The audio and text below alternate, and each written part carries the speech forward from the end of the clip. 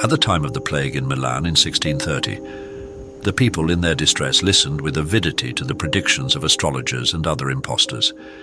It is singular enough that the plague was foretold a year before it broke out. A large comet appearing in 1628, the opinions of astrologers were divided with regard to it. Some insisted that it was a forerunner of a bloody war. Others maintained that it predicted a great famine. But the greater number, founding their judgment upon its pale color, thought it portended a pestilence. The fulfillment of their prediction brought them into great repute, while the plague was raging. Other prophecies were current, which were asserted to have been delivered hundreds of years previously. They had a most pernicious effect upon the mind of the vulgar, as they induced a belief in fatalism. By taking away the hope of recovery, the greatest balm in every malady, they increased threefold the ravages of the disease. One singular prediction almost drove the unhappy people mad. An ancient couplet, preserved for ages by tradition, foretold that in the year 1630, the devil would poison all Milan. Early one morning in April, and before the pestilence had reached its height, citizens were surprised to see that all the doors in the principal streets of the city were marked with a curious daub, or spot, as if a sponge, filled with the purulent matter of the plague sores, had been pressed against them. The whole population was speedily in movement to remark the strange appearance, and the greatest alarm spread rapidly. Every means was taken to discover the perpetrators, but in vain. At last, the ancient prophecy was remembered, and prayers were offered up in all the churches that the machinations of the evil one might be defeated. Many persons were of opinion that the emissaries of foreign powers were employed to spread infectious poison over the city, but by far the greater number were convinced that the powers of hell had conspired against them, and that the infection was spread by supernatural agencies. In the meantime, the plague increased fearfully. Distrust and alarm took possession of every mind. Everything was believed to have been poisoned by the devil. The waters of the wells, the standing corn in the fields, and the fruit upon the trees. It was believed that all objects of touch were poisoned, the walls of the houses, the pavement of the streets, and the very handles of the doors. The populace were raised to a pitch of ungovernable fury. A strict watch was kept for the devil's emissaries, and any man who wanted to be rid of an enemy had only to say that he had seen him besmearing a door with ointment. His fate was certain death at the hands of the mob. An old man, upwards of 80 years of age, a daily frequenter of the church of St. Antonio, was seen, on rising from his knees, to wipe with the skirt of his cloak the stool on which he was about to sit down. A cry was raised immediately that he was besmearing the seat with poison. A mob of women, by whom the church was crowded, seized hold of the feeble old man and dragged him out by the hair of his head, with horrid oaths and imprecations. He was trailed in this manner through the mire to the house of the municipal judge, that he might be put to the rack and forced to discover his accomplices, but he expired on the way. While the public mind was filled with these marvelous occurrences, the plague continued to increase. The crowds that were brought together to witness the executions spread the infection among one another. But the fury of their passions and the extent of their credulity kept pace with the violence of the plague. Every wonderful and preposterous story was believed. One occupied them to the exclusion of every other. The devil himself had been seen. He had taken a house in Milan, in which he prepared his poisonous unguents and furnished them to his emissaries for distribution.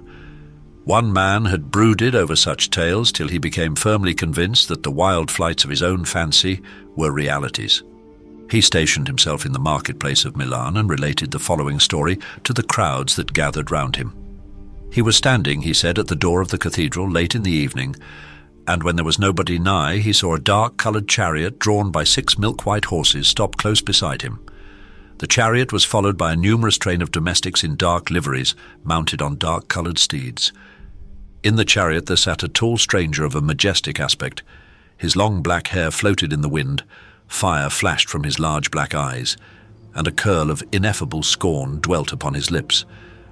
The look of the stranger was so sublime that he was awed and trembled with fear when he gazed upon him. His complexion was much darker than that of any man he had ever seen, and the atmosphere around him was hot and suffocating. The stranger, seeing his trepidation, asked him to mount beside him. He had no power to refuse, and before he was well aware that he had moved, he found himself in the chariot. Onwards they went, with the rapidity of the wind, the stranger speaking no word, until they stopped before a door in the high street of Milan. There was a crowd of people in the street, but to his great surprise no one seemed to notice the extraordinary equipage and its numerous train. From this he concluded that they were invisible. The house at which they stopped appeared to be a shop, but the interior was like a vast half-ruined palace. He went with his mysterious guide through several large and dimly lighted rooms. In one of them, surrounded by huge pillars of marble, a senate of ghosts was assembled, debating on the progress of the plague. Other parts of the building were enveloped in the thickest darkness, illumined at intervals by flashes of lightning, which allowed him to distinguish a number of gibing and chattering skeletons, running about and pursuing each other or playing at leapfrog over one another's backs. At the rear of the mansion was a wild, uncultivated plot of ground, in the midst of which arose a black rock. Down its sides rushed with fearful noise a torrent of poisonous water, which, insinuating itself through the soil, penetrated to all the springs of the city and rendered them unfit for use.